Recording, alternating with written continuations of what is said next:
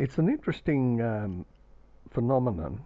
If you ask any group of builders who purchased for them or gave them their nailing gun, compressor, hoses, guns, etc., they all look at you with a blank look and say, well, duh, I had to buy them myself. Then you ask them who will replace that tool when it's worn out. They say, well, I will. And if you ask them then how much do they charge each client for the use of that tool, they say I don't charge anything because I'm the beneficiary of the tool because it helps me get the job done quicker. But if you were working on an hourly rate, who would be the beneficiary then? Well, of course, the person that the work is being done for would be the beneficiary because he pays less hours. So it's an interesting thing that not many builders do charge for the power tools. In builder cost, we have a tool here for calculating a charge out rate. And I'll create a new record here, and I'll just call this nail gun, which would include the compressor and all the other bits and pieces that go with it.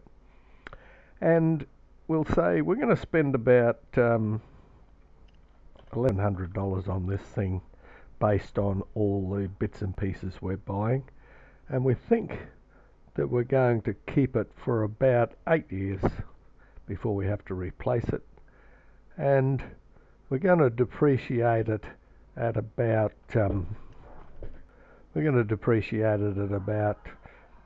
12%, and the inflation over that period on average might be, say, 3%.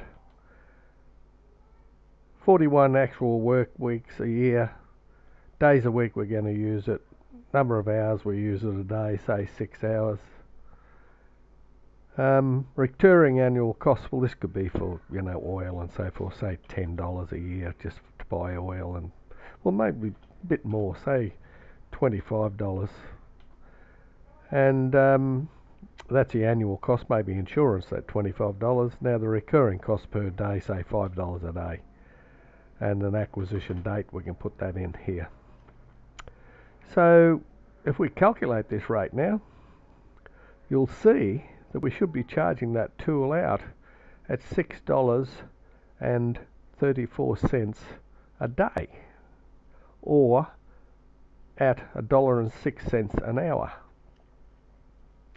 If we print this schedule up on the screen, you'll see here, if I just blow this out to full screen, you see here that this is how much the tool depreciates over the 8-year period. That's what its salvage value is worth. That's all it's worth to you when the tool is finished with after the 8 years. This is the actual cost to replace it. So in these costs here, these charge out rates, we have covered the cost of replacing the tool as well as the acquisition cost of the tool. So just bear that in mind. It's always very, very wise to charge your tool out, because when it's worn out, you're the person that's going to have to replace it.